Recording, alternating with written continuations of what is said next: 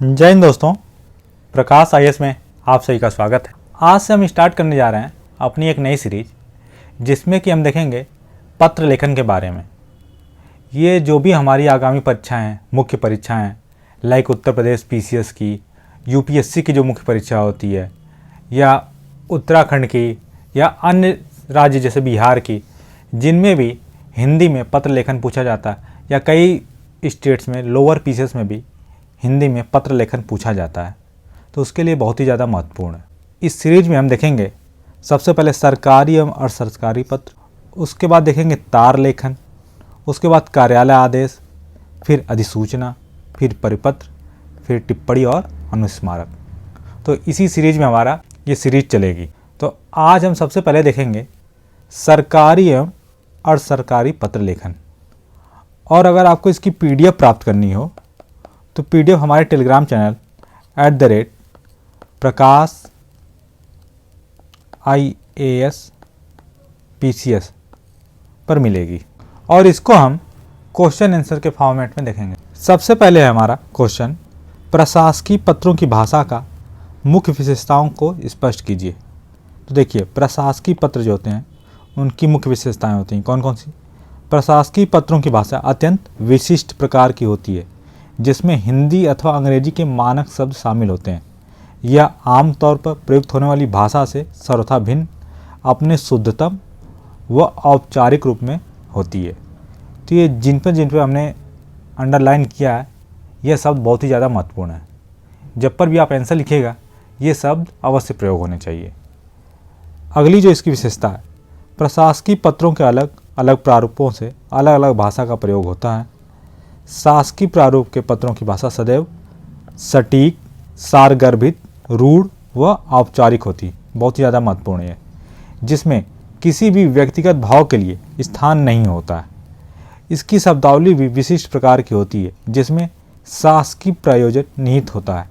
शासकीय पत्र का संबोधन महोदय तथा समापन भवदीय जैसी औपचारिक शब्दावली से होता है। पत्र के मुख्य भाग में आदेश, निर्देश जैसी विशेष शब्दावली का प्रयोग किया जाता है। अर्धशासकीय प्रारूप वाले पत्रों की भाषा सदैव मैत्री व आत्मीय भाव वाली होती है।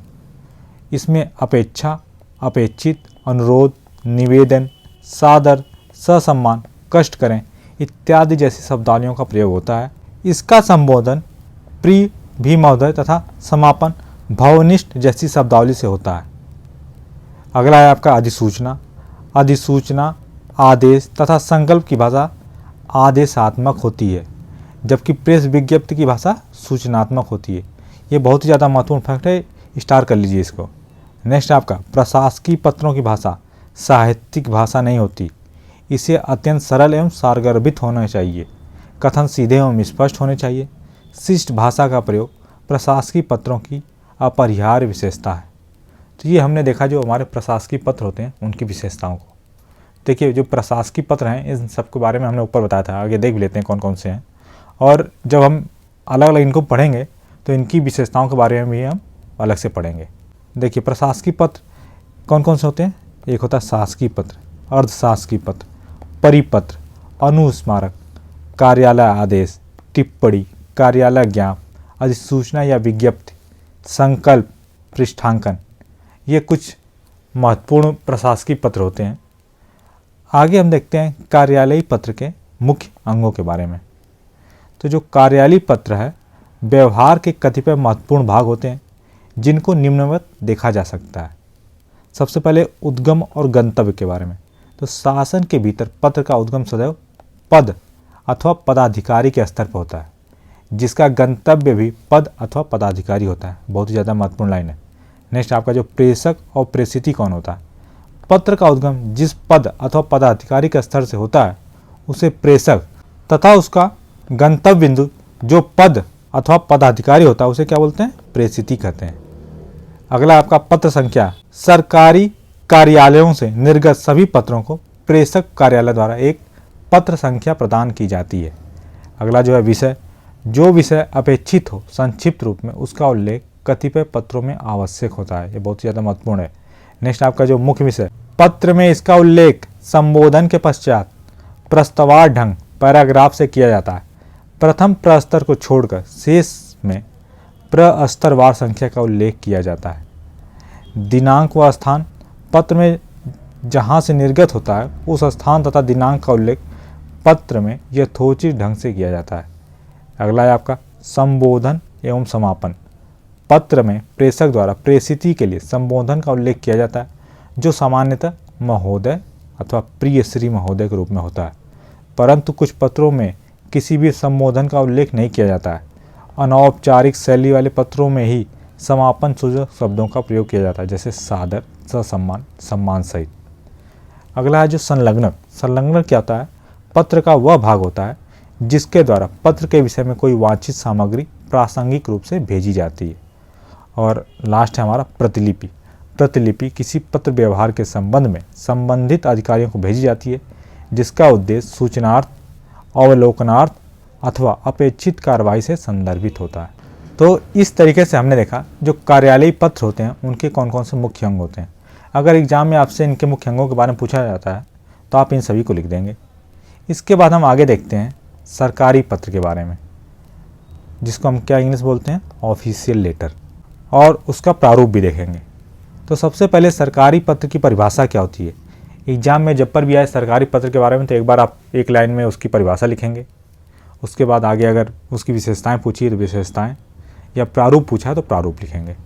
तो शासकीय पत्र या सरकारी पत्र आलेखन का वह औपचारिक प्रारूप होता है जिसके माध्यम से एक पद से दूसरे पद को किसी शासकीय नीतियों, निर्णयों, आदेशों, निर्देशों अथवा सूचनाओं इत्यादि के सापेक्षिक पत्र व्यवहार किया जाता है। तो ये होगी आपकी सरकारी पत्र की परिभाषा। अब हम इसकी विशेषताएं देख लेते हैं। तो जो इसका उद्गम और गंतव्य होता है सदैव शासकीय पद होता है। इसका संचालन द्विआयामी अर्थात वरिष्ठ से कनिष्ठ और कनिष्ठ से वरिष्ठ की ओर होता है। तो ये भी महत्वपूर्ण है, ये डबल डायरेक्शन में फ्लो करता है, कनिष्ठ से वरिष्ठ और वरिष्ठ से कनिष्ठ। इसकी विषय वस्तु शासकीय कार्य व्यवहार से जुड़ी सूचनाएं, आदेश, निर्देश इत्यादि से संबंधित होती है। इसका प्रारूप सदैव नियत, रूढ़ व औपचारिक होता है, जिसे सरकार के अधिकृत मुद्रणालय द्वारा सभी विभागों को यथा समय उपलब्ध करा दिया जाता है। नेक्स्ट है, इसकी भाषा सदैव सटीक, सारगर्भित व औपचारिक होती है, जिसे तटस्थ भाव से अन्य पुरुष शैली में लिखा जाता है। बहुत ही महत्वपूर्ण है। कई बार एग्जाम में आ जाता है कि जो सरकारी पत्र है और अर्ध सरकारी पत्र हैं, जब हम उसका डिफरेंस देखेंगे तो इसमें किस में लिखा जाता है, अन्य पुरुष शैली में लिखा जाता है। अगला है, पत्र का संबोधन सदैव पद के सापेक्षित, नियत व औपचारिक होता है, जिसके लिए सामान्यतः महोदय शब्द का प्रयोग किया जाता है। पत्र के समापन में किसी खास शब्दावली का व्यवहार नहीं किया जाता है। सरकारी गजट में इसका प्रकाशन अनिवार्य होता है। तो बहुत ही ज़्यादा महत्वपूर्ण है। इसके बाद हम देख लेते हैं ये जो सरकारी पत्र होता है उसका प्रारूप क्या होता है। तो अगर हम सरकारी पत्र लिखेंगे तो सबसे पहले लिखेंगे प्रेषक, और प्रेषक के बाद यहाँ कामा लगाएंगे। कामा और पूर्ण विराम पत्रों के लिहाज से बहुत ही ज़्यादा महत्वपूर्ण है। आप इस प्रारूप को देखिएगा और बिल्कुल रट जाइएगा, ऐसे प्रारूप में लिखा होना चाहिए।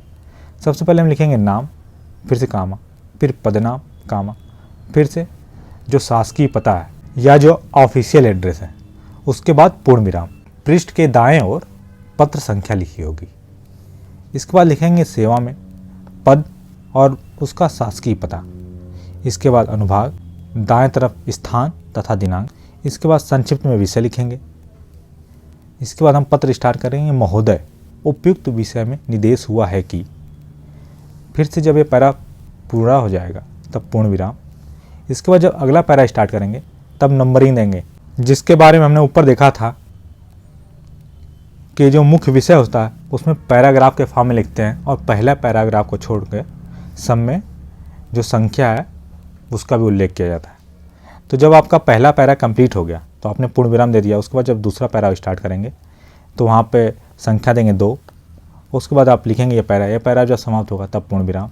इसके बाद तीसरा पैरा, उक्त का अनुपालन और तत्काल प्रभाव से सुनिश्चित करें।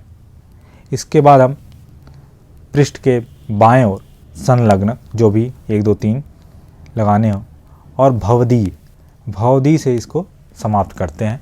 यहाँ पे हस्ताक्षर, नाम तथा पदनाम इसके बाद पूर्ण विराम और नीचे प्रतिलिपि निम्न को सूचनार्थ एवं आवश्यक कार्रवाई हेतु प्रेषित।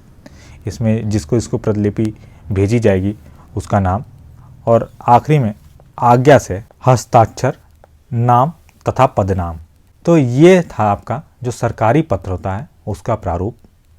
आप इसको देख लीजिएगा, एक दो बार लिख लीजिएगा जिससे आपको बिल्कुल ये कंठस्थ हो जाए। इसके बाद हम आगे देखते हैं इसका एक उदाहरण। हमने प्रारूप देख लिया है, अब उसका उदाहरण देखते हैं। प्रेषक क ख ग संयुक्त सचिव कामा उत्तर प्रदेश शासन पूर्ण विराम। सेवा में कामा सचिव लोक सेवा आयोग कामा इलाहाबाद उत्तर प्रदेश। जब ये कंप्लीट हो जाएगा जब पर भी, तब आपको पूर्ण विराम लगाना है और उसके पहले कामा लगाना आवश्यक है और बाएं तरफ पत्र संख्या लिखना आवश्यक है। इसके बाद जो भी अनुभाग है और विषय संक्षेप में और इधर स्थान कामा दिनांक।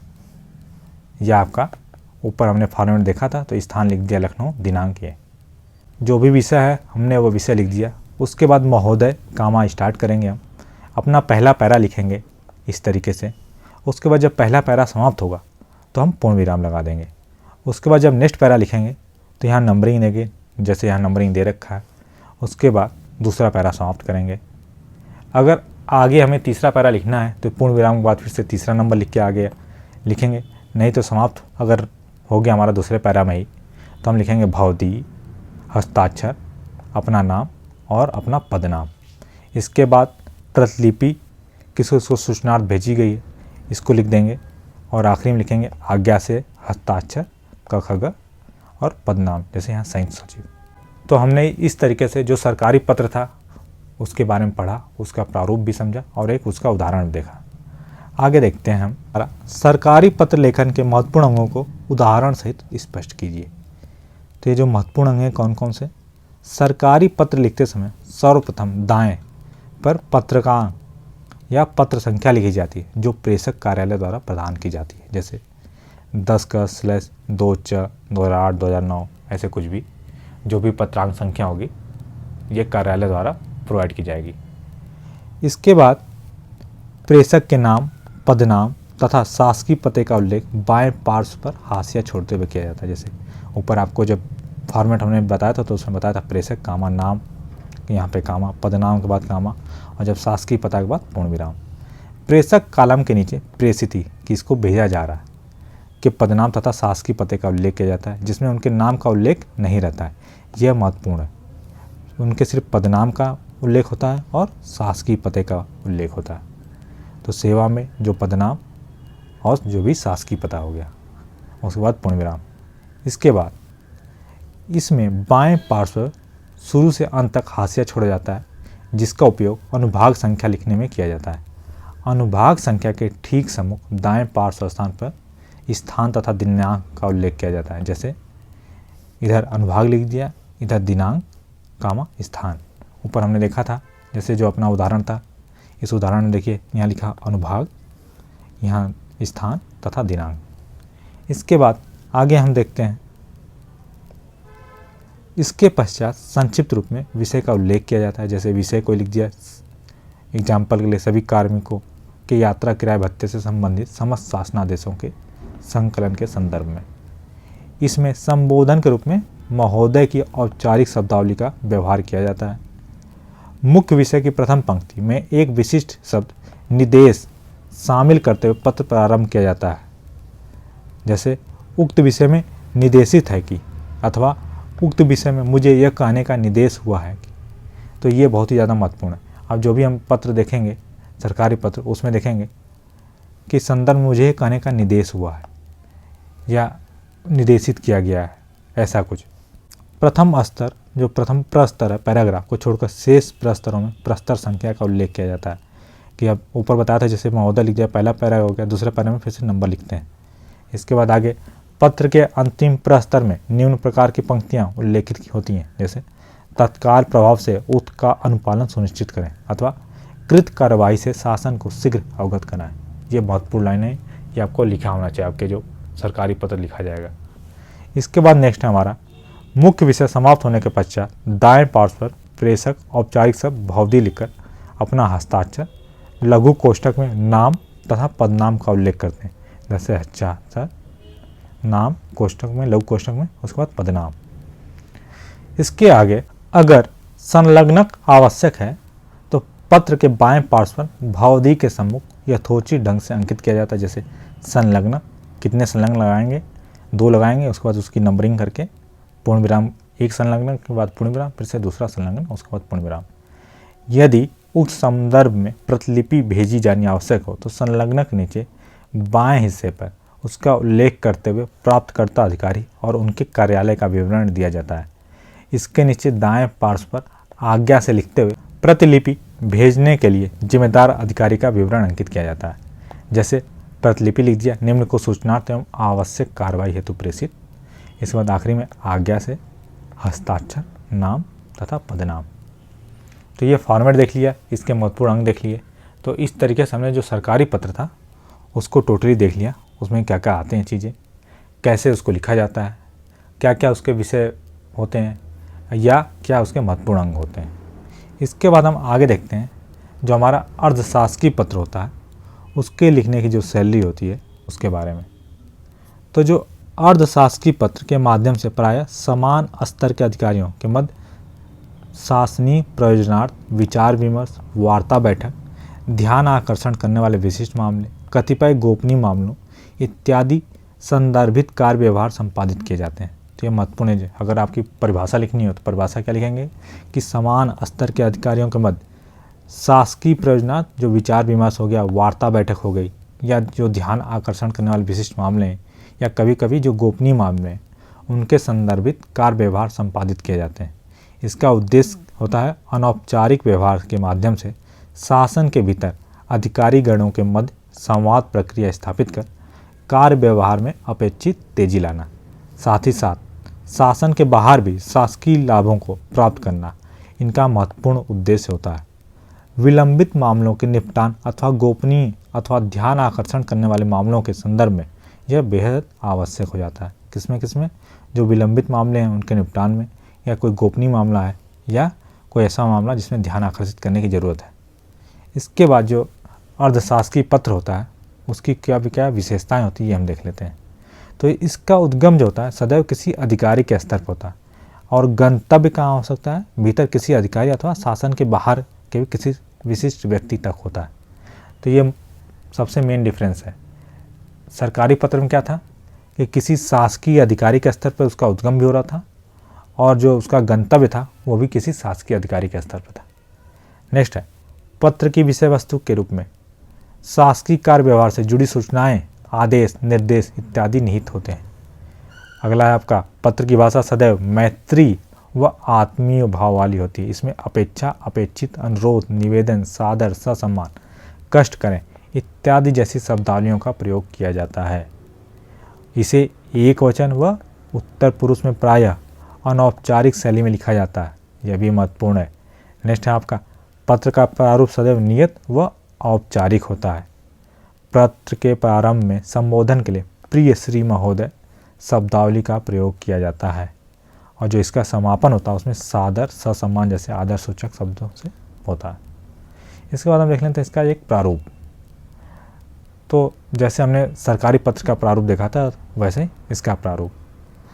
सबसे पहले दाएं साइड नाम, कामा, पद, बाएं साइड नाम तथा पद और दाएं साइड हम लिखेंगे अर्ध शासकीय पत्र संख्या, उसके नीचे लिखेंगे विभाग, अनुभाग, दिनांक और स्थान। और अर्धशासकीय पत्र में एक महत्वपूर्ण चीज़ ये भी होती है कि ये जब समाप्त होता है दाएं साइड में तो इस साइड जो भी शब्द हैं, पैरा है जो भी, वह एक बराबर पे समाप्त होते हैं। इसको आगे हम उदाहरण से समझेंगे भी। इसके बाद आगे लिखते हैं हम विषय, नीचे लिखते हैं प्रिय श्री महोदय, उक्त विषय में आपसे अपेक्षित है, पहला पैरा कंप्लीट। उसके बाद जब दूसरा पैरा लिखेंगे तो नंबर डाल के, उसके बाद सादर, और वहाँ भवदी लिखते थे, यहाँ पे क्या लिखेंगे हम भवनिष्ठ लिखेंगे, हस्ताक्षर करेंगे और छोटे कोष्ठक में अपना नाम, और अगर कोई संलग्नक है तो, और आखिरी में जिस व्यक्ति को हम ये भेज रहे हैं उसके लिए सेवा में उनका नाम, पद, और अगर कोई शासकीय पता है तो शासकीय पता। इसके बाद हम आगे देख लेते हैं इसका एक एग्जाम्पल। तो जैसे एक क्वेश्चन था जो कि हमारे उत्तर प्रदेश पीसीएस मेंस में आया था, जनरल हिंदी 2007 वाला जो पेपर है, और एक बार उत्तराखंड के जो पीसीएस मेंस था 2006 वाला, उसमें भी पूछा गया था। उद्योग मंत्रालय भारत सरकार नई दिल्ली की ओर से एक सरकारी पत्र का प्रारूप तैयार कीजिए जो मुख्य सचिव उत्तर प्रदेश शासन लखनऊ को भेजा गया हो, जिसमें शिक्षित बेरोजगारों को ऋण सुविधा देने का अनुरोध किया गया है। यहाँ पे अर्ध सरकारी होगा। तो देखिए, सबसे पहले हमने लिख दिया क ख ग संयुक्त सचिव, दाएं साइड पे पत्र संख्या, उसके बाद जो भी मंत्रालय, उसके बाद अनुभाग, दिनांक तथा स्थान, इसके बाद विषय, उसके बाद प्रिय श्री महोदय से स्टार्ट करेंगे। इस संदर्भ में आपसे अपेक्षित है बताया गया एक। इसके बाद जब पहला पैरा पूरा हो जाएगा तो पूर्ण विराम, फिर जब नेक्स्ट पैरा स्टार्ट करेंगे तो नंबरिंग देके हम करेंगे। अतः आपसे अनुरोध है कि इच्छुक बेरोजगार युवक युवतियों को चिन्हित करते हुए उन्हें ऋण सुविधा प्रदान करने का कष्ट करें, जिससे वे अपने साथ साथ समाज के विकास में अग्रणी भूमिका निभा सकें। इसके बाद ससम्मान, भावनिष्ठ, हस्ताक्षर क ख ग, अगर कोई संलग्नक है तब, और जिसको भेज रहे हैं उसको सेवा में श्री च छ ज मुख्य सचिव उत्तर प्रदेश शासन लखनऊ, आखिरी में पूर्ण विराम।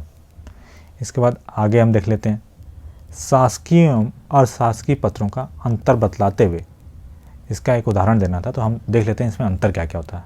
कई बार एक क्वेश्चन डायरेक्ट आता है, जैसे देखिए आपके यूपी पीसीएस मेंस में पूछा गया था जनरल हिंदी पेपर में 2006 में। तो शासकीय पत्र वह औपचारिक प्रारूप होता है जिसमें एक पद से दूसरे पद को किसी शासकीय नीतियों, निर्णयों, आदेशों, निर्देशों इत्यादि हेतु पत्र व्यवहार किया जाता है। वहीं जो अशासकीय पत्र होता है क्या, आलेखन प्रारूप होता है जिसमें शासकीय कार्य व्यवहारों के लिए विभिन्न अधिकारियों अथवा किसी अशासकीय व्यक्ति के मध्य व्यक्तिगत स्तर पर विचार विमर्श, वार्ता, सलाह इत्यादि हेतु प्रेषित किया जाता है। तो सबसे महत्वपूर्ण फैक्ट क्या है कि ये जब पर भी होगा तो दो शासकीय व्यक्तियों के बीच में होगा, इधर भी शासकीय व्यक्ति, इधर भी शासकीय व्यक्ति। वहीं अशासकीय पत्र में एक शासकीय व्यक्ति हो सकता है, दूसरा शासकीय व्यक्ति हो सकता है, या अशासकीय व्यक्ति भी हो सकता है। इसके बाद इसकी भाषा सदैव संक्षिप्त, सारगर्भित, रूढ़ व औपचारिक होती है, जिसमें किसी व्यक्तिगत भाव के लिए स्थान नहीं होता है। वहीं अर्धशासकीय पत्र में भाषा जो होती है सदैव मैत्री व आत्मीय भाव में लिखी जाती है। अगला है, इसे तटस्थ भाव से अन्य पुरुष शैली में लिखा जाता है, और यह जो अशासकीय पत्र होता है एक वचन और उत्तम पुरुष में लिखा जाता है, और प्रायः अनौपचारिक शैली में लिखा जाता है। नेक्स्ट है, इस पत्र को प्रेषिती कार्यालय का नियत प्राधिकारी खोलता है, और जो अर्धशासकीय पत्र होता है वह व्यक्तिगत होने के कारण इस पत्र को सदैव प्रेषिती ही खोलता है। नेक्स्ट है, इस पत्र का संबोधन मात्र औपचारिक शब्दावली महोदय के साथ होता है, और समापन में कोई औपचारिक शब्द नहीं होता है। जबकि जो अर्ध सरकारी पत्र होता है उसका संबोधन अनौपचारिक शब्दावली जैसे प्रिय श्री महोदय के साथ होता है, और उसका जो समापन होता है सदैव आदर सूचक शब्दों के साथ होता है। तो इस तरीके से हमने देखा जो शासकीय और अर्धशासकीय पत्र होते हैं उसमें क्या क्या डिफरेंस होता है। आगे हम देख लेते हैं, जो ये पीछे छूट गया था, ये जो अर्ध सरकारी पत्र था उसका एक उदाहरण। ऊपर तो हमने जो अर्ध सरकारी पत्र देखा किसी शासकीय से शासकीय के बीच में, ये जो अर्ध सरकारी पत्र है किसी शासकीय से अशासकीय व्यक्ति को भेजा गया या व्यक्तिगत व्यक्ति को भेजा गया। तो इसमें क ख ग कामा विशेष सचिव पूर्ण विराम। इधर देखिए आप एक चीज़ ख्याल करेंगे, जो पैरा है, जो लाइन है, सभी एक ही जगह समाप्त हो रहे हैं। ऐसा नहीं कि एक खेल मंत्रालय इधर लिख जाए और इधर पूरा गैप छूट जाए, और या अनुभाग इधर बिल्कुल लिख जाए और इधर गैप छूट जाए। तो इसमें अर्ध सरकारी पत्र का पत्र संख्या लिखेंगे, फिर से जो विभाग है या कोई अन्य मंत्रालय है उसका नाम, उसके बाद अनुभाग, दिनांक, कामा, स्थान, इसके बाद विषय लिखेंगे। इसके बाद प्रिय श्री महोदय से स्टार्ट करेंगे, कामा लगा के पहला पैरा लिखेंगे कि उक्त विषय में अवगत होना चाहें या यह आपसे अपेक्षित है कि सरकार द्वारा देश में खेल भावना को बढ़ाने एवं नवोदित खिलाड़ियों को प्रोत्साहन देकर सभी खेलों में अधिक से अधिक पदक प्राप्त करने हेतु आपसे सहयोग करना चाहते हैं। इसके बाद अगला जो पैरा लिखेंगे, चूँकि आपकी खेल उपलब्धियों को देखते हुए अनेक युवा प्रोत्साहित हैं, संभव है कि यदि आप द्वारा सक्रिय सहयोग प्रदान किया जाए तो खेल नीति यहाँ 2018 जगह 2022 हो सकता है या 2023 हो सकता है, अधिक लक्षित एवं सफल बनाया जा सकता है। इस आशय हेतु सरकार आपको खेल नीति निर्माण कमेटी के सलाहकार पद पर संलग्न पद पर उल्लेखित शर्तों के अधीन नामित करना चाहती है। ये पैरा समाप्त। अगला पैरा लिखेंगे, कृपया उक्त पदभार को ग्रहण करने हेतु अनुमति प्रदान करने का कष्ट करें। इसमें देखिए हम जो भी लैंग्वेज का यूज कर रहे हैं, एक तो अनौपचारिक है और रिक्वेस्ट वाली लैंग्वेज है। इसके बाद सादर, भावनिष्ठ लिखेंगे, हस्ताक्षर जो भी है क ख ग, अगर कोई संलग्न है तो उसको, और उसके बाद जिसको भेजा गया है सेवा में श्री च छ, कोई ओलंपिक स्वर्ण पदक विजेता है उनको, और उनका जो पता होगा उसको लिख देंगे। तो ये था हमारा जो अर्ध सरकारी पत्र होता है उसका एक उदाहरण। इसके बाद हम आगे देखते हैं, उत्तराखंड पीसीएस ने RO जो मेंस एग्जाम हुआ था 2016 वाला, उसमें एक अर्धशासकीय पत्र का बारे में पूछा था, जिसमें सूखाग्रस्त क्षेत्रों के जिला अधिकारियों को लिखते हुए कृत कार्यों की जानकारी चाहिए गई थी। तो हम इसका एग्जाम्पल देख लेते हैं, क्योंकि अभी उत्तराखंड में जैसे जो जोशीमठ में आपदा आई है उसके संबंध में पूछा जा सकता है जो आपका एग्ज़ाम है उसमें। तो कैसे लिखेंगे, क ख ग संयुक्त सचिव, इधर लिखेंगे अर्धशासकीय पत्र संख्या, यहाँ कंप्लीट, इधर मंत्रालय, यहाँ सब एक लाइन में होगा सारे, आगे सेवा अनुभाग जो भी लिखेंगे, दिनांक कामा स्थान। इसके बाद हम विषय लिखेंगे, विषय के बाद लिखेंगे प्रिय श्री महोदय। विषय में यहाँ हो सकता है कि सूखाग्रस्त क्षेत्र या जोशीमठ क्षेत्र की समस्याओं से निपटने हेतु कृत कार्रवाई प्रसिद्ध करने के संदर्भ में। प्रिय श्री महोदय, उक्त विषय में आपसे अपेक्षा है कि जोशीमठ में समस्याएं दिन प्रतिदिन बढ़ती जा रही हैं, जिससे निपटने के लिए आवश्यक निर्देश आपको पूर्व में दिए जा चुके हैं। उक्त क्षेत्र की समस्याओं का समाधान प्राप्त निर्देशों के अनुसार करने का कष्ट करें, पूर्ण विराम। अगला जब हम पैरा लिखेंगे तो नंबर लेके, पूर्व में दिए गए निर्देशों का आधार बनाकर जो भी कार्य भूस्खलन प्रभावित क्षेत्रों की समस्याओं के निपटान हेतु संपादित किए जा रहे हों उससे शासन को अवगत कराने का कष्ट करें।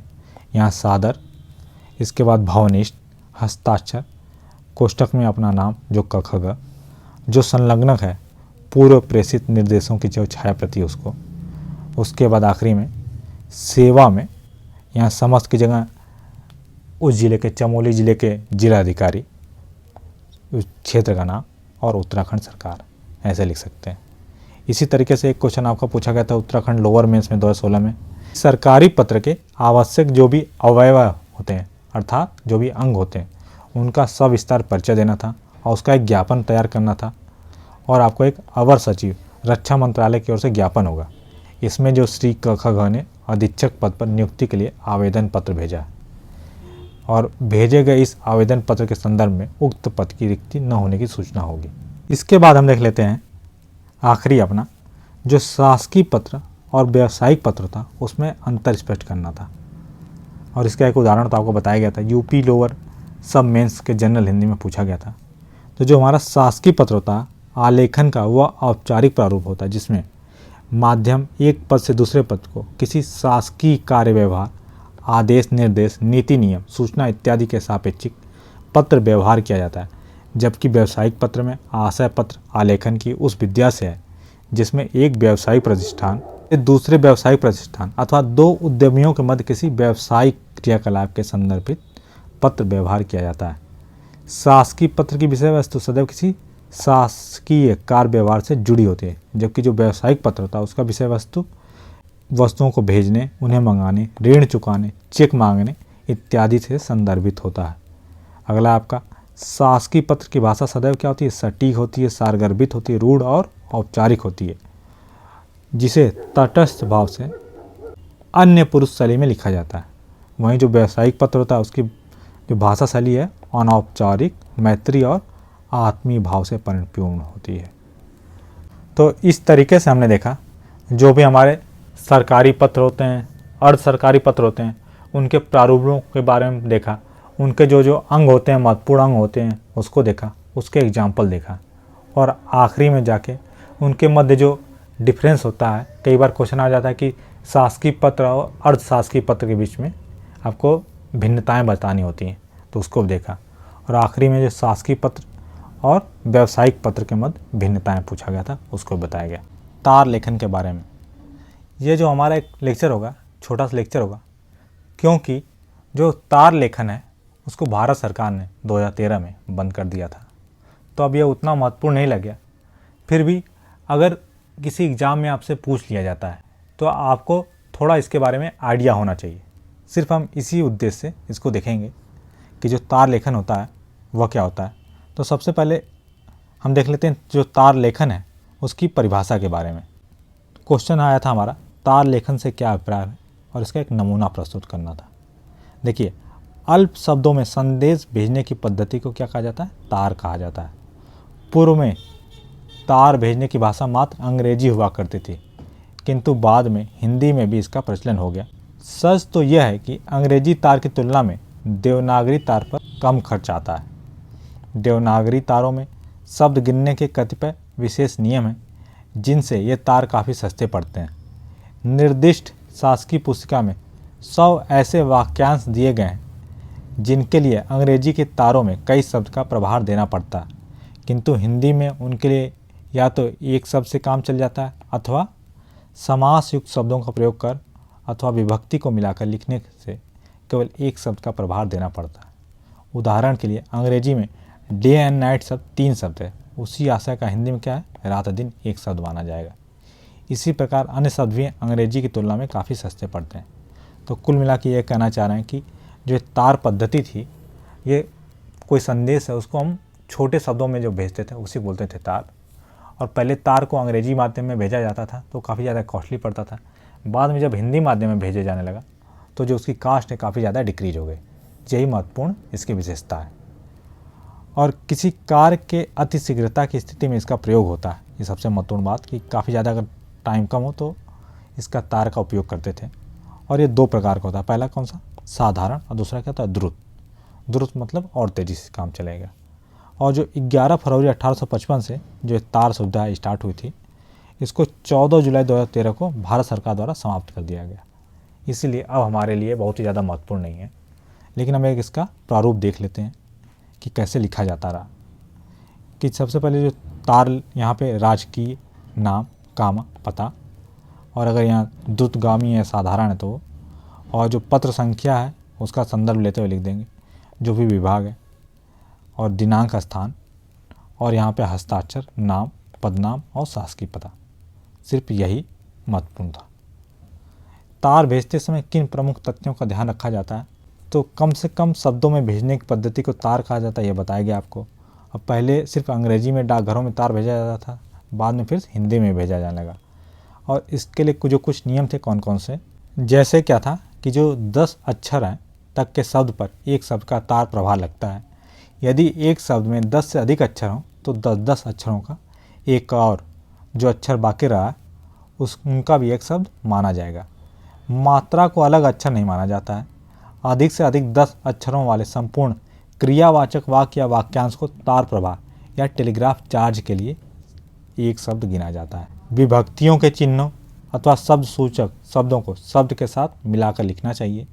समास युक्त शब्द भी एक ही शब्द गिना जाता है। संयुक्त व्यंजनों में प्रत्येक अक्षर को तार प्रभार के लिए अलग अलग गिना जाता है। व्यापारिक चिन्ह या संख्या गिनने के लिए 5 अंकों या चिन्हों तक के समूह को एक शब्द गिना जाता है। जिस स्थान को तार भेजा जा रहा उसके नाम को एक शब्द माना जाता है, और प्रत्येक विराम चिन्ह कोष्ठकों को भी शब्द माना जाता है। तो ये कुछ महत्वपूर्ण फैक्ट थे जो कि पहले पूछे जाते थे। ये सिर्फ आपको एक बार पता होनी चाहिए और कोई बहुत ही ज़्यादा महत्वपूर्ण नहीं है। एग्जाम्पल के लिए आप ऊपर देखना चाहें तो एक द्रुतगामी तार का जो नमूना है रेलवे द्वारा भेजा गया था तृतीय श्रेणी आरक्षण के लिए। डायरेक्ट आपका जो भी राज्य है जो पता है उसको लिख दिया। यहाँ पे रेलवे में तृतीय श्रेणी के आरक्षण के लिए आरक्षण विभाग रेलवे इलाहाबाद को प्रेषित जो अधिकारी हैं उनको, और तार के लिए नहीं इलाहाबाद, और आपका हस्ताक्षर, नाम और शासकीय पता। आखिरी में जो कार्यालय है उसका शासन संख्या, दिनांक, और जो प्रतिलिपि है जिसको भेजी गई होगा, और उसके बाद आज्ञा से हस्ताक्षर, अवसर रेलवे अधिकारी इलाहाबाद। तो सिंपल सा था। इसी तरीके से ऊपर भी 1-2 तार थे, तो महत्वपूर्ण नहीं है। इसको हम यहीं समाप्त करते हैं। अपना पहला क्वेश्चन, जो कार्यालय आदेश किसे कहते हैं। ये क्वेश्चन पूछा गया था यूपी पीसीएस का जो मेंस एग्जाम हुआ था 2020 वाला, उसमें शिक्षा विभाग उत्तर प्रदेश की ओर से जारी विशेष छात्रवृत्ति योजना संबंधित कार्यालय आदेश का प्रारूप तैयार करना था। तो सबसे पहले देख लेते हैं हम परिभाषा।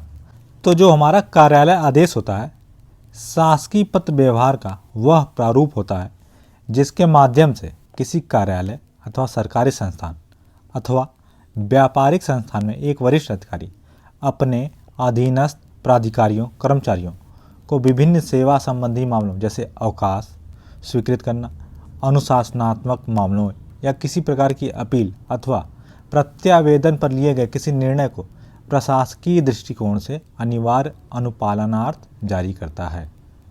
तो ये हो गया आपका कार्यालय आदेश की परिभाषा। अब उसका एक उदाहरण है जो क्वेश्चन पूछा था कि नहीं उत्तर प्रदेश की ओर से जारी करना था। इसका आगे हम प्रारूप देखते हैं, उसके बाद हम इसको समझेंगे। नेक्स्ट वही सेम है कि नहीं कार्यालय आदेश किसे कहते हैं। तो कार्यालय आदेश क्या होता है?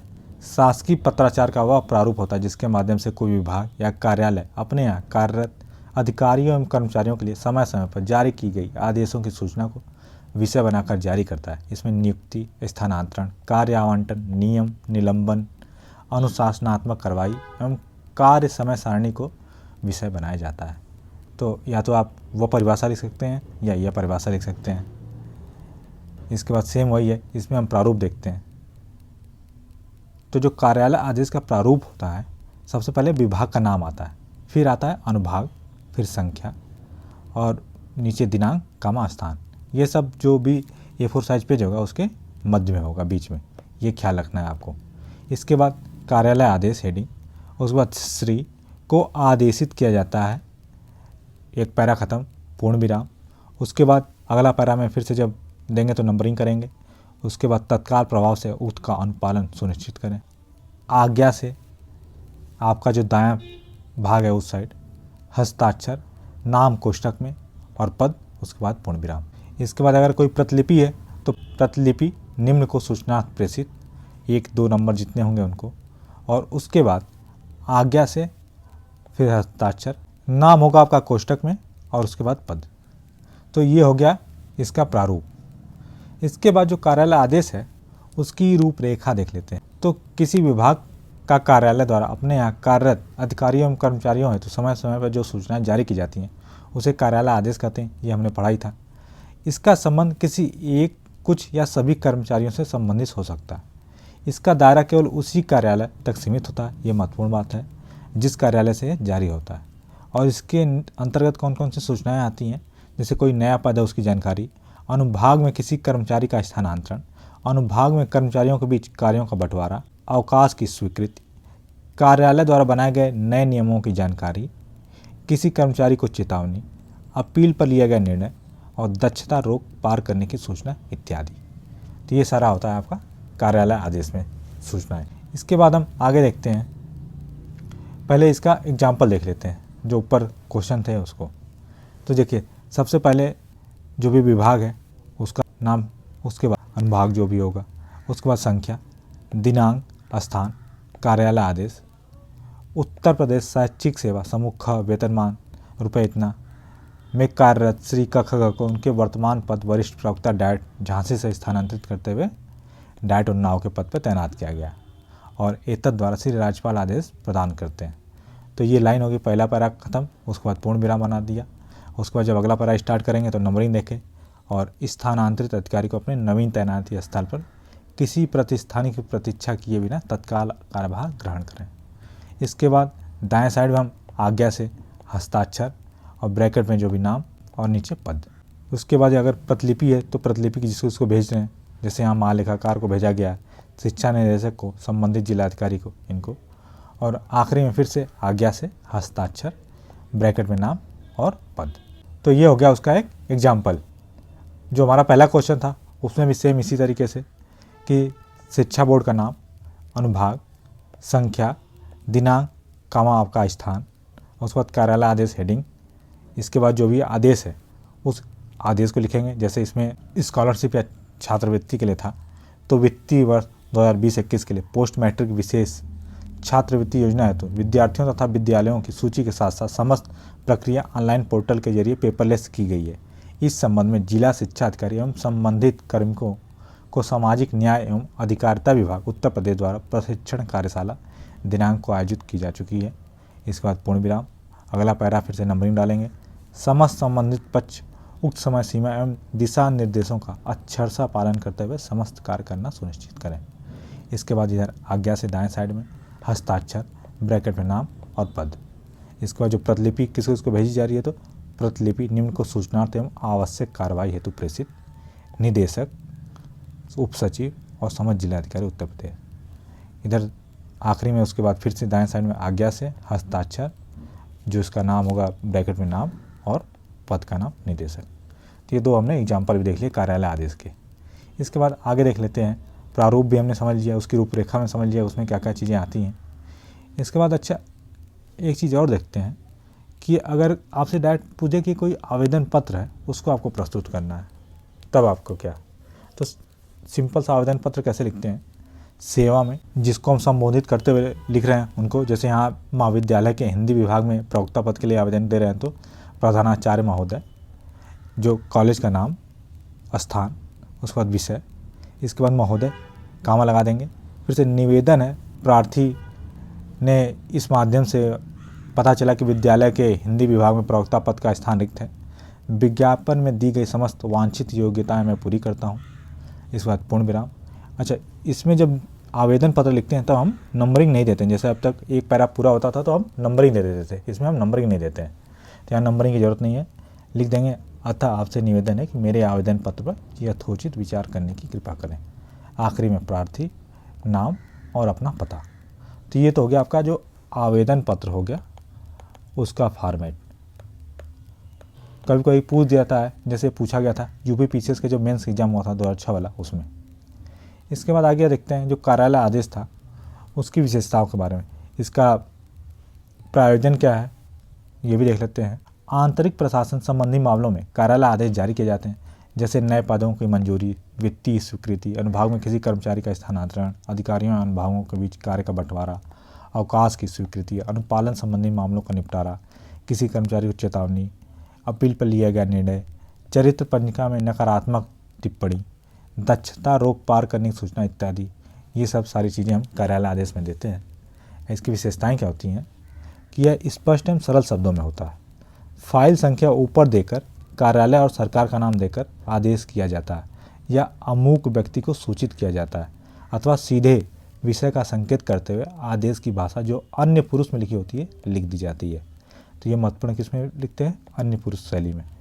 नीचे दाहिनी ओर अधिकारी का हस्ताक्षर और उसका नाम और पदनाम रहता है, ये आपको बताया जा चुका है। संबोधन का प्रयोग नहीं होता इसमें, आपने देखा कहीं पर भी महोदय या ऐसा कुछ भी हमने नहीं लिखा, श्री महोदय, महोदय, कुछ भी ऐसा नहीं।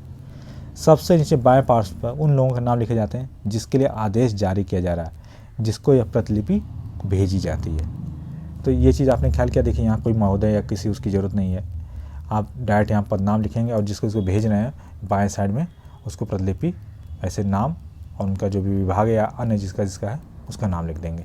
तो सिंपल सा ये फॉर्मेट था। इसमें आपको कोई भवदीय, भवनिष्ठ ये सब लिखने की ज़रूरत नहीं होती है, जैसा कि हमने सरकारी पत्र में देखा था कि वहाँ आपको भवदीय लिखना पड़ता था आखिरी में, या अर्ध सरकारी में भवनिष्ठ लिखना पड़ता था। ये सारी चीज़ें, इसमें कोई फॉर्मेलिटी नहीं, डायरेक्ट आपको आज्ञा से लिखते हुए हम लिख देंगे। तो ये था हमारा कार्यालय आदेश। आखिरी में देख लेते हैं कार्यालय आदेश और जो अधिसूचना होती है उसमें अंतर क्या होता है। तो कार्यालय आदेश और अधिसूचना में उनकी प्रकृति एवं प्रयोजन की दृष्टि से अंतर पाया जाता है। जैसे कार्यालय आदेश का जो उद्गम होता है कार्यालय के उच्च प्राधिकारी स्तर पर होता है, जबकि अधिसूचना का उद्गम शासन प्रशासन के सर्वोच्च प्राधिकारी के स्तर से होता है। ठीक, कार्यालय आदेश अनिवार्य अनुपालनार्थ जारी किया जाता है, जबकि जो अधिसूचना होती है केवल सूचना के पर्पज से जारी की जाती है, सूचनार्थ जारी की जाती है। कार्यालय आदेश का प्रभाव केवल संबंधित कार्यालय के अधीनस्थों तक ही होता है, जबकि जो अधिसूचना होती है उसका प्रभाव जनसाधारण तक होता है। आखिरी जो अंतर है, कार्यालय आदेश का उल्लंघन की दिशा में अनिवार्यतः दंडनीय होता है, लेकिन जो अधिसूचना होती है वह दंडनात्मक नहीं होती है। तो ये मुख्य डिफरेंस हो गया आपके कार्यालय आदेश और अधिसूचना के बीच। अधिसूचना का एक उदाहरण है, आगे हम अधिसूचना पढ़ेंगे तो उसमें हम उसका फॉर्मेट भी देख लेंगे और उसका उदाहरण भी देखेंगे। अभी के लिए आप देखना चाहें तो ये आपका एक अधिसूचना का उदाहरण है। तो चलिए इसको यहीं समाप्त करते हैं। तो चलिए हम स्टार्ट करते हैं अधिसूचना के बारे में। सबसे पहला जो प्रश्न है, अधिसूचना को परिभाषित करते हुए मुख्य सचिव उत्तर प्रदेश सरकार की ओर से शिक्षकों की सेवानिवृत्ति व्यय बढ़ाने के संदर्भ में एक अधिसूचना का प्रारूप तैयार करना था। उत्तर प्रदेश पीसीएस का जो मेंस एग्जाम हुआ था 2018 वाला, उसमें एक क्वेश्चन पूछा गया। तो सबसे पहले देखते हैं अधिसूचना की परिभाषा। तो शासकीय निर्णयों, लोक विषयक महत्वपूर्ण मामलों, सांविधिक आदेशों इत्यादि से संबंधित सरकारी सूचना क्या कहलाती है? अधिसूचना कहलाती है। सबसे महत्वपूर्ण लाइन। इसके बाद इसको क्या बोलते हैं? विज्ञप्ति भी बोला जाता है। तो अधिसूचना या विज्ञप्ति एक ही होती है तथा इसका गजट में प्रकाशन अनिवार्य होता है। ये भी महत्वपूर्ण लाइन है कि इसको जो भी अधिसूचना होती है उसको गजट में, सरकारी जो गजट होता है उसमें जारी किया जाता है। इसके बाद जो इसकी विशेषताएं हैं उसको देख लेते हैं। अधिसूचना का विधिक महत्व होता है, मतलब लीगली काफ़ी ज़्यादा इंपॉर्टेंट होती है। यह उन विषयों के लिए प्रयोग की जाती है जिसमें शासन का नीतिगत मुद्दा सम्मिलित होता है। अधिसूचना शासकीय विषयों का सबसे प्रभावित दस्तावेज मानी जाती है, मतलब सबसे ऑथेंटिक सोर्स होता है आपका जो भी शासकीय विषय होते हैं उसमें। अधिसूचना राष्ट्रपति, राज्यपाल या सर्वोच्च प्राधिकारी द्वारा जारी की जाती है, इसलिए इसका प्रकाशन सरकारी गजट में किया जाता है। यह किसी विभाग के संबंध में सरकारी सूचना होती है। कभी कभी यह आम जनता से संबंधित होती है। इसीलिए हमने लास्ट लेक्चर में भी देखा कि जो कार्यालय आदेश और इसमें डिफरेंस क्या हो जाता है कि जो कार्यालय आदेश होता है किसी कार्यालय से संबंधित होता है, ये सिर्फ जो उनके अधिकारी हैं, प्राधिकारी हैं, उनके लिए तक सीमित होता है। लेकिन जो अधिसूचना होती है वह जनमानस तक के लिए भी हो सकती है। और अगला है, अधिसूचना में पृष्ठांकन अनिवार्य होता है। सूचना प्राप्त करने वाले अधिकारी को पृष्ठांकन की एक प्रति भेज दी जाती है। लास्ट है हमारा, अधिसूचना का जो मुख्य उद्देश्य यह होता है कि सरकार के निर्णय की जानकारी संबंधित अधिकारियों और कर्मचारियों के साथ साथ जन साधारण को भी हो जाए। तो ये सारी जो महत्वपूर्ण विशेषताएं थी इसको आप एक बार देख लीजिएगा, क्योंकि क्वेश्चन पूछता है डायरेक्ट किसकी विशेषताएं बताने के लिए। इसके बाद उसका एक उदाहरण दे रखा है। उसके पहले हम लोग देखेंगे एक अधिसूचना का प्रारूप, उसके बाद हम इस उदाहरण को समझेंगे। तो आगे देखते हैं, फिर से वही क्वेश्चन है अधिसूचना। इसमें थोड़ा डिटेल्स में दे रखा है, इसको एक बार देख लेते हैं। अधिसूचना का आशय विभिन्न सरकारी कार्यालयों में, चाहे वे भारत सरकार के नियंत्रणाधीन कार्यालय हों या विभिन्न राज्यों की सरकारों के नियंत्रण के अधीन आने वाले कार्यालय हों, सरकारी कर्मचारियों की नियुक्ति, उनकी तैनाती, प्रोन्नति, उनके स्थानांतरण, उनकी मौलिक नियुक्ति या स्थायीकरण आदि से संबंधित आदेश समय समय पर आवश्यकता अनुसार जारी करने पड़ते हैं। सरकारी कर्मचारियों को अवकाश भी स्वीकृत किया जाता है। सेवा काल पूरा होने के बाद उन्हें सेवानिवृत्त करने का आदेश भी जारी किया जाता है। मोटे तौर पर नीचे इन सेवाओं का वर्गीकरण किया गया है, जैसे अखिल भारतीय सेवाएं, प्रदेश की राज्य सेवाएं और अधीनस्थ सेवाएं। ये सारे तो ऊपर जो श्रेणी दिया गया है ग श्रेणी के अंतर्गत अधिकांशतः तृतीय श्रेणी एवं चतुर्थ श्रेणी के कर्मचारी आते हैं। इनमें कुछ उच्च वर्गीय पद ऐसे भी आते हैं जो श्रेणी 1 या 2 के राजपत्रित पद नहीं होते हैं। ऐसे अधीनस्थ पदों को धारित करने वाले कर्मचारियों की नियुक्ति, उनकी तैनाती, प्रोन्नति, उनके स्थानांतरण, उनकी मौलिक नियुक्ति या स्थायीकरण अथवा अवकाश स्वीकृति करने वाले आदेशों को कार्यालय आदेशों के द्वारा जारी किया जाता है और ऐसे आदेशों की प्रतियां कार्यालय के विभिन्न संबंधित अनुभागों या संबंधित सहायकों को एवं संबंधित अधिकारियों के सूचनार्थ एवं आवश्यक कार्रवाई हेतु भेज दी जाती है। आवश्यकता पड़ने पर महालेखाकार उत्तर प्रदेश या जो भी राज्य को संबंधित ट्रेजरी ऑफिसर के पास भी उक्त कार्यालय आदेश को प्रतियां भेजते हैं। किंतु जो अखिल भारतीय सेवाएं हैं या जो प्रदेश की राज्य सेवाएं हैं और जो अधीनस्थ सेवाओं की विभिन्न श्रेणी के राजपत्रित अधिकारी जो होते हैं, जिनको हम गैजेटेड ऑफिसर बोलते हैं, के संबंध में इन्हीं उपयुक्त विषयों में संबंधित जब कोई आदेश निकालना होता है तो आदेश किसी कार्यालय आदेश के रूप में न होकर एक अधिसूचना के रूप में निकाला जाता है। इसे हिंदी में अधिसूचना और अंग्रेजी में क्या बोलते हैं? नोटिफिकेशन बोलते हैं। तो बहुत ही ज़्यादा महत्वपूर्ण है, ये पूरा आप रट जाइएगा। देखिए इसमें प्रॉपरली बता दिया है कि जो कार्यालय आदेश है और अधिसूचना है इसमें क्या क्या डिफरेंस है, आप डायरेक्ट इससे भी देख सकते हैं। और कार्यालय आदेश कहाँ यूज किया जाता है? कार्यालय आदेश यूज करते हैं जो भी हम 3rd श्रेणी या 4th श्रेणी के जो हमारे कर्मचारी होते हैं या टाइप 1 टाइप 2 के भी जो कर्मचारी होते हैं जो कि राजपत्रित अधिकारी नहीं होते हैं, उनके लिए अगर कोई आदेश जारी किया जाता है, उनकी नियुक्ति, उनकी तैनाती, प्रोन्नति, स्थानांतरण या उनका जो अवकाश स्वीकृत किया जा रहा है, अन्य कोई भी जो भी से संबंधित उनसे संबंधित जो आदेश होता है उसको हम कार्यालय आदेश के रूप में जारी करते हैं।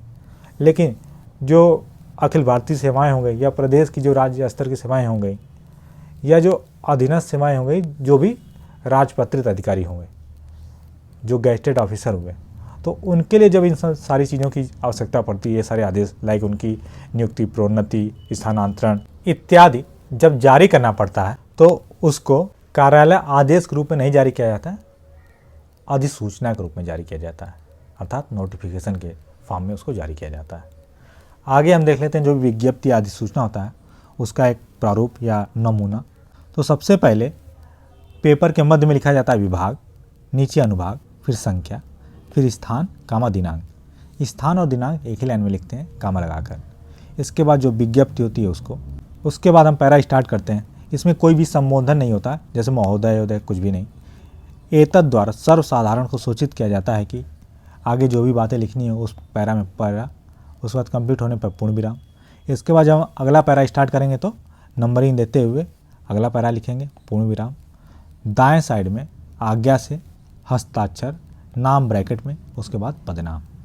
इसके आगे प्रतिलिपि निम्न को आवश्यक कार्रवाई हेतु प्रेषित करते हैं। उसके बाद जो प्रतिलिपियाँ हैं उसको, और फिर से दाएं साइड में हस्ताक्षर, नाम ब्रैकेट में और पदनाम। तो ये होता हमारा अधिसूचना या जो विज्ञप्ति होती है उसका एक फॉर्मेट।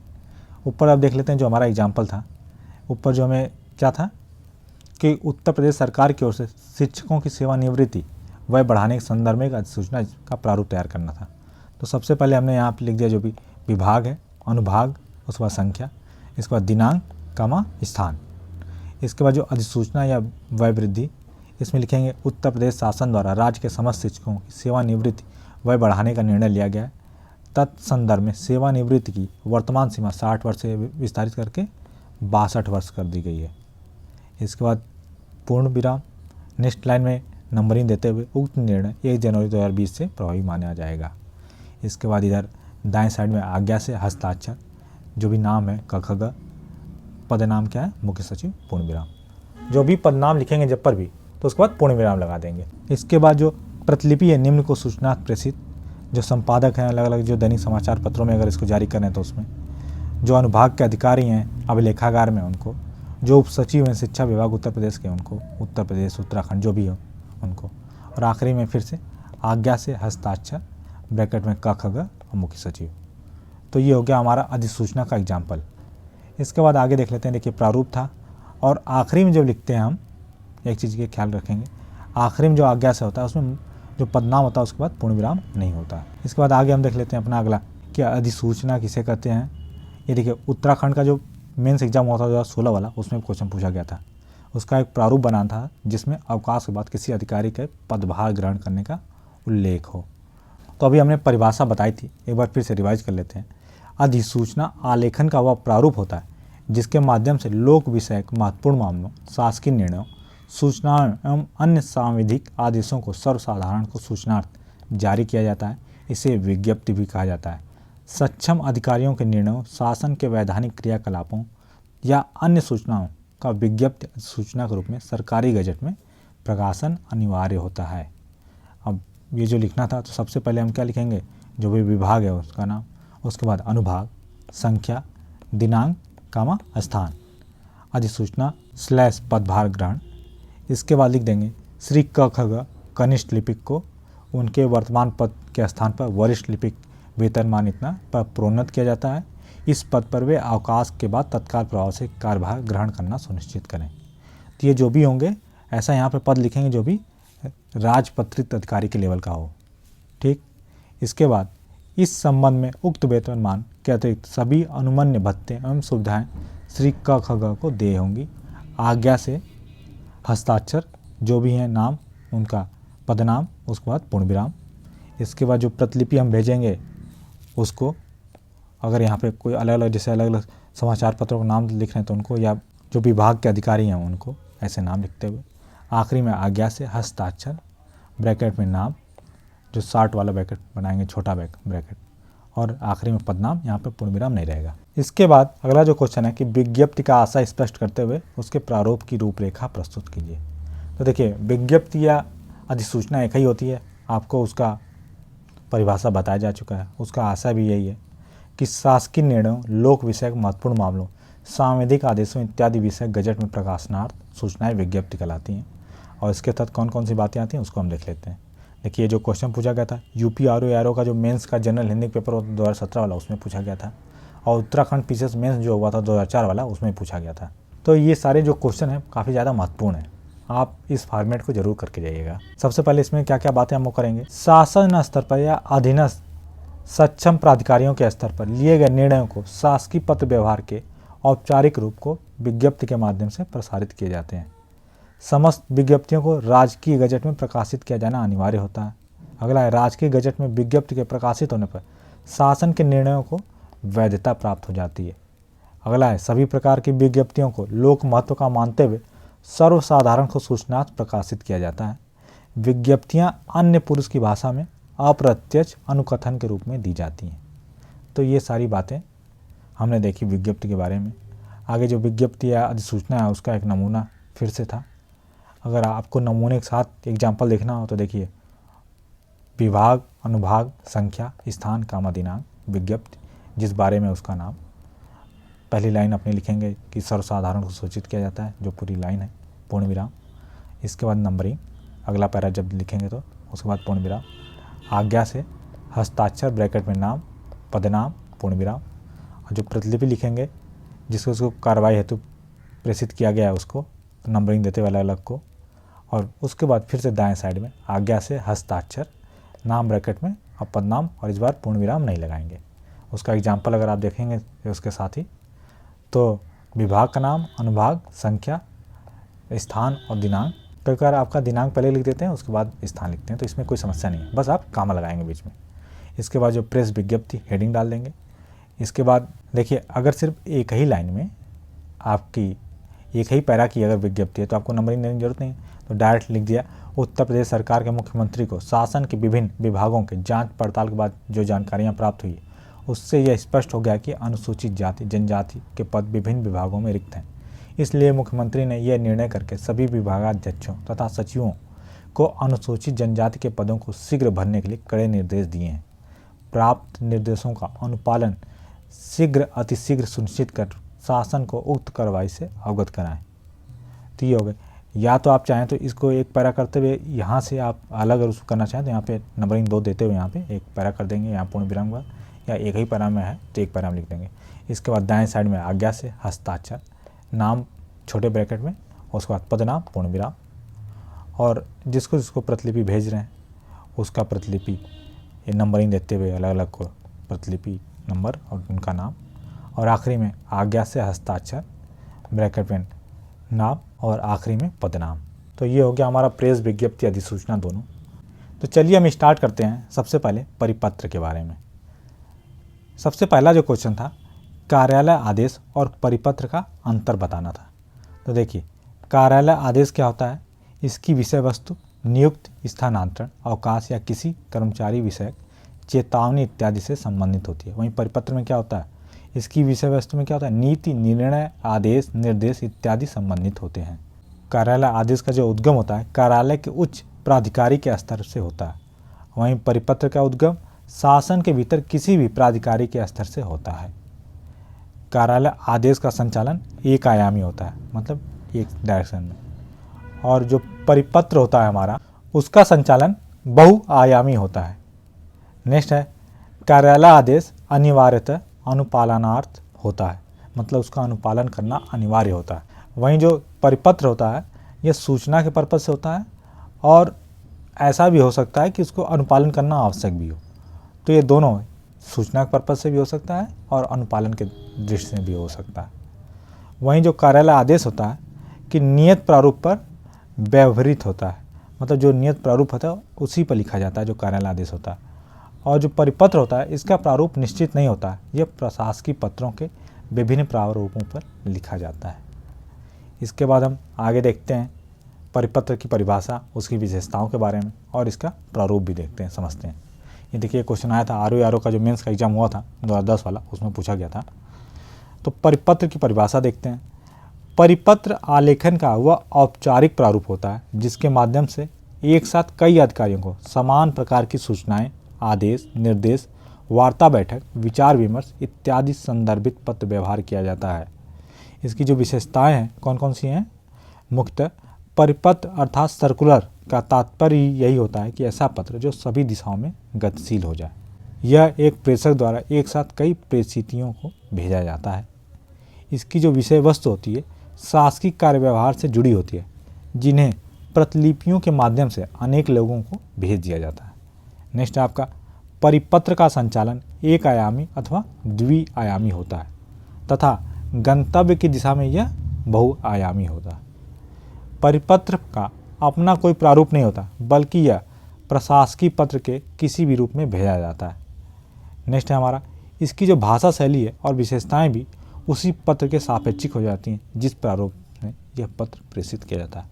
मतलब जो परिपत्र होता है, जो भी कोई शासकीय प्रशासकीय पत्र भेजा जा रहा है जिस फॉर्मेट में, उसी फॉर्मेट की भाषा को हम यूज करते हैं। तो जैसे अगर शासकीय पत्र के भाषा में भेज रहे हैं तो शासकीय पत्र की भाषा यूज करेंगे।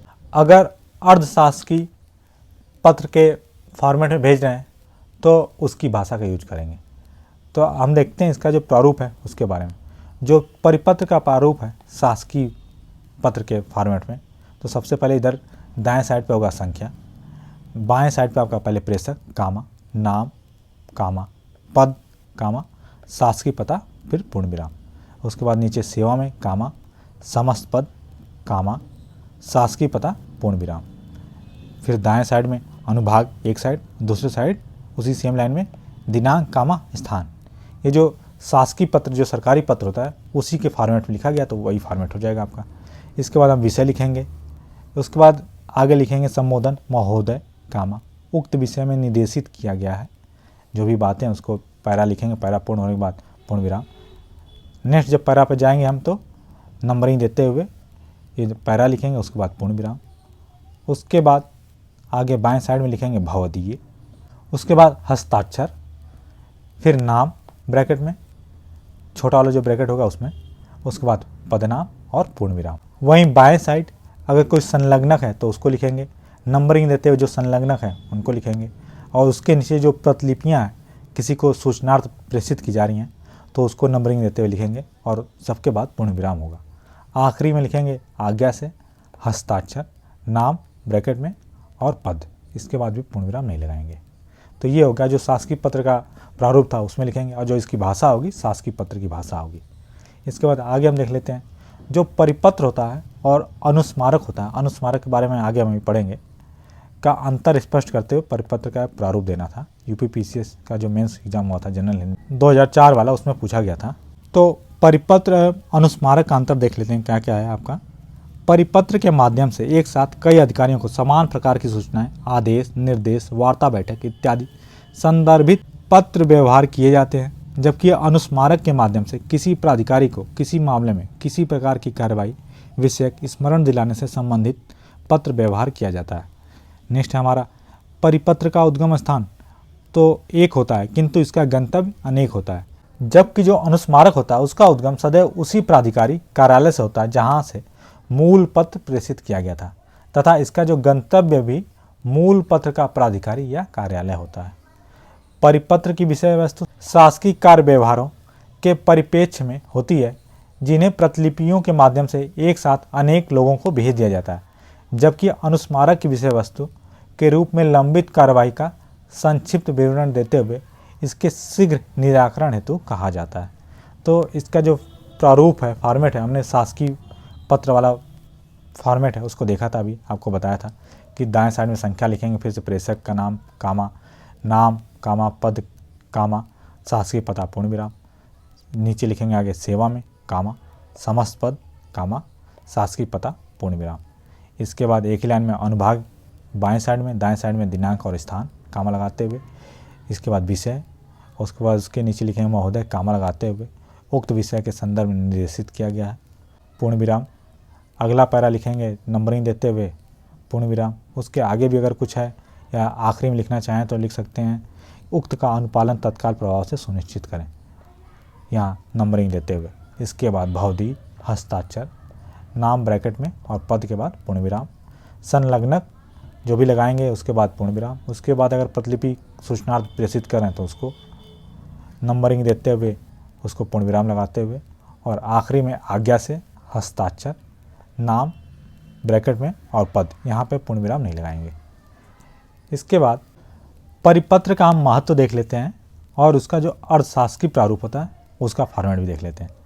तो परिपत्र के प्रयोग से जहाँ कार्यालयिक कार्य व्यवहार में एक रूपता आती है, वहीं समान प्रकार की सूचनाओं से सभी समयांतर्गत अवगत कराया जा सकता है। इससे समय और श्रम की बचत भी होती है तथा कार्य निष्पादन अधिक गुणात्मक और तीव्रतर होता है। प्रायः जटिल शासकीय संरचना के सभी अंगों तक समान सूचना का प्रेषण इसके द्वारा अत्यल्प समय में संभव होता है। अब हम ऊपर शासकीय पत्र का फॉर्मेट देख रहे थे, उस फॉर्मेट में जो परिपत्र लिखे थे उसको, आगे हम अर्थशास्त्रीय जो पत्र होता है उसके फॉर्मेट में देख लेते हैं परिपत्र कैसे लिखा जाएगा। तो सबसे पहले बाएं साइड में लिखेंगे नाम, कामा, पद के बाद पूर्ण विराम। दाएं साइड में लिखेंगे संख्या, विभाग, अनुभाग, उसके नीचे दिनांक, कामा, स्थान। इसके बाद आपका विषय लिखेंगे, उसके नीचे लिखेंगे प्रिय श्री महोदय, कामा। जो हमारा विषय वस्तु है, मुख्य विषय है, मुख्य विषय को लिखेंगे उक्त विषय में आपसे आग्रह है, लिखते हुए पूर्ण विराम, पहला पैरा कंप्लीट होने पे। नेक्स्ट पैरा जब हम लिखेंगे उसमें नंबरिंग देते हुए इसको पूर्ण विराम, उसके बाद ससम्मान, आखिरी में भवनिष्ठ, हस्ताक्षर और ब्रैकेट में नाम। दाएं साइड में जो भी संलग्नक हैं उनको लगाते हुए नंबरिंग देते हुए पूर्ण विराम, और आखिरी में जिसको हम यह परिपत्र भेज रहे हैं उनका नाम सेवा में, समस्त पद, उसका शासकीय पता, पूर्ण विराम। तो ये हो गया हमारा अर्थशास्त्रीय प्रारूप का फॉर्मेट। आगे हम दोनों का एक एक उदाहरण देख लेते हैं। तो देखिए शासकीय परिपत्र का एक उदाहरण देखते हैं। सबसे पहले दाएं साइड में संख्या लिखिए, बाएं साइड में आपका प्रेषक का नाम कामा, क ख ग, उसके बाद पद, पूरा शासकीय पता और पूर्ण विराम। इसके बाद नीचे सेवा में समस्त पुलिस अधीक्षक कामा, उत्तर प्रदेश शासन, पूर्ण विराम। इधर अनुभाग और इधर दिनांक तथा स्थान। विषय कुंभ मेला 2018-19, यहाँ अब नया हो सकता है, के दौरान कानून की व्यवस्था मजबूती स्थिति सुनिश्चित करने के संदर्भ में परिपत्र। अगर सपोज ये उत्तराखंड के छात्र देख रहे हैं तो उत्तराखंड में आप कुंभ मेला हरिद्वार में लगाया जा रहा है तो हरिद्वार के लिए लिख सकते हैं। आगे लिखेंगे महोदय, कामा, उक्त विषय में आपको निर्देशित किया जाता है कि प्रत्येक वर्ष की भांति इस वर्ष भी यहाँ प्रयागराज या यहाँ हरिद्वार जो भी आप लिखें में गंगा नदी पर या गंगा यमुना के संगम तट पर कुंभ मेला का आयोजन किया जा रहा है, जिसमें देश विदेश से जन भागीदारी अपेक्षित है, पूर्ण विराम। अगला जो मुख्य विषय में अगला जो पैरा लिखेंगे नंबरिंग देते हुए, उक्त परिप्रेक्ष्य में आपके यहाँ के होगा स्तर से कानून व्यवस्था की मजबूत स्थिति सुनिश्चित की जाए, जिससे आगंतुकों को किसी भी प्रकार की कानूनी अथवा यातायात संबंधी अव्यवस्था का सामना न करना पड़े, पूर्ण विराम। इसके बाद जो भी संलग्नक हैं उसको लगा देंगे और दाएं साइड में भावदी, हस्ताक्षर, ब्रैकेट में नाम और आखिरी में पदनाम लिखते हुए पूर्ण विराम। फिर हम बाएं साइड में लिखेंगे प्रतिलिपि, निम्न को सूचना प्रेरित, पुलिस महानिदेशक यहाँ उत्तर प्रदेश या उत्तराखंड शासन, नीचे समस्त जिलाधिकारी उत्तर प्रदेश उत्तराखंड शासन, ऐसे लिखते हुए आखिरी में लिखेंगे आज्ञा से, हस्ताक्षर, ब्रैकेट में नाम और आखिरी में पदनाम, जिसके बाद पूर्ण विराम नहीं होगा। इसके बाद आगे हम देख लेते हैं जो अपना अर्थशास्त्रीय फॉर्मेट था उसका एक उदाहरण।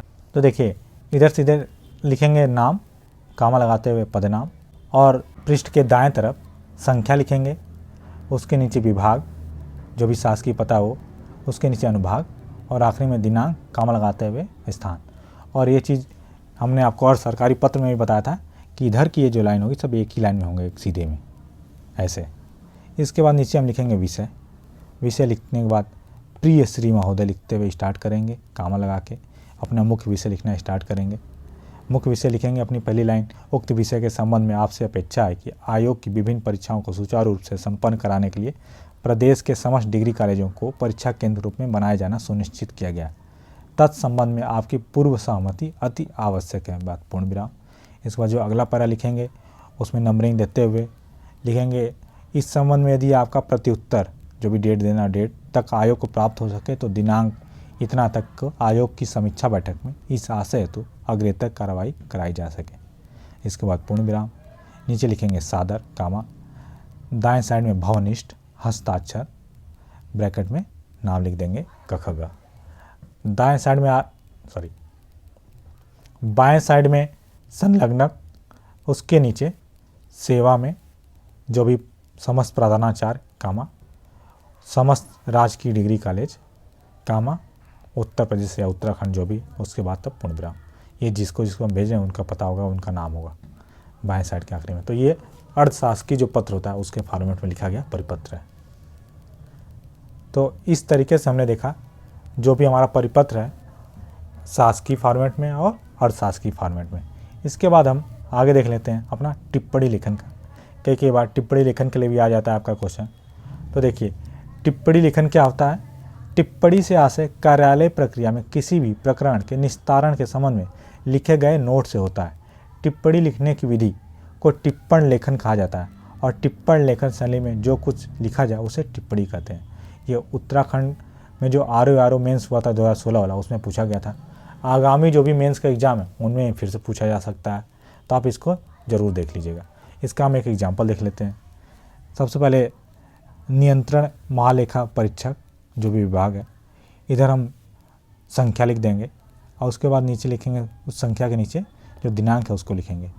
इसके बाद इधर मुख्य विषय में लिखेंगे कृपया ये जो संख्या है को उप सचिव वित्त मंत्रालय भारत सरकार द्वारा प्रेषित का अवलोकन करना चाहें, जिसके माध्यम से उप सचिव द्वारा सेवानिवृत्ति की आयु में परिवर्तन के संबंध में विचार प्रस्तुत करने की मांगें की गई हैं।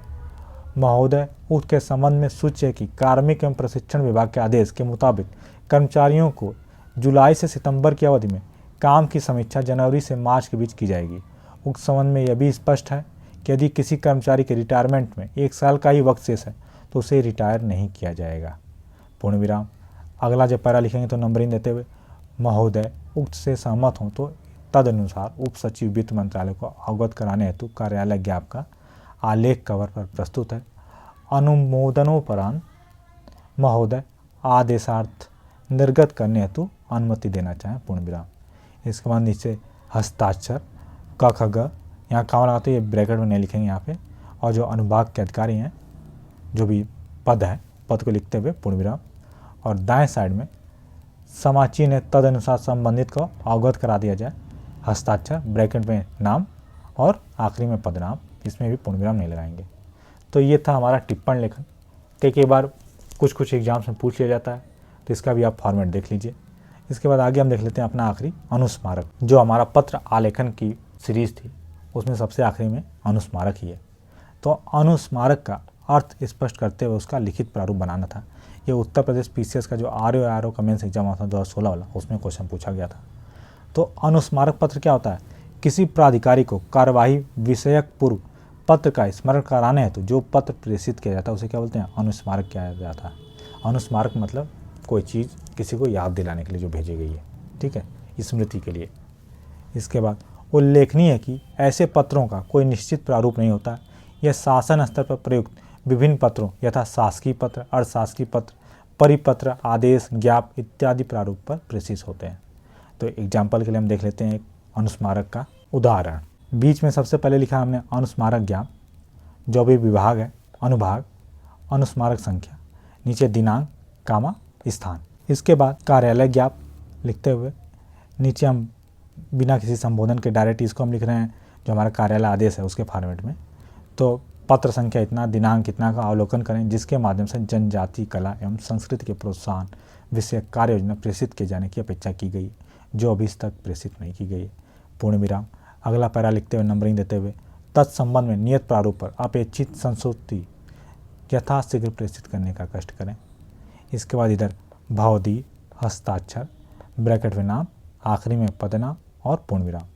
और दाएं साइड में जिसको हम ये भेज रहे हैं अनुस्मारक, उसको सेवा में कामा उनका नाम, उनका पदनाम और जो उनका विभाग है या जो शासकीय पता है वह पूरा होने के बाद पूर्ण विराम। तो ये था हमारा जो अनुस्मारक होता है उसका एक एग्जाम्पल और अनुस्मारक। और दोस्तों, अगर आपको इसकी PDF प्राप्त करनी हो तो आपको पहले ही बताया गया था, वो हमारे टेलीग्राम चैनल पे उपलब्ध होगी। आप वहाँ जाकर इसका PDF प्राप्त कर सकते हैं। और अगर आपको हमारे वीडियो पसंद आ रहा है तो वीडियो को लाइक करें, चैनल को अवश्य सब्सक्राइब करें और अपने दोस्तों के साथ भी शेयर करें। धन्यवाद।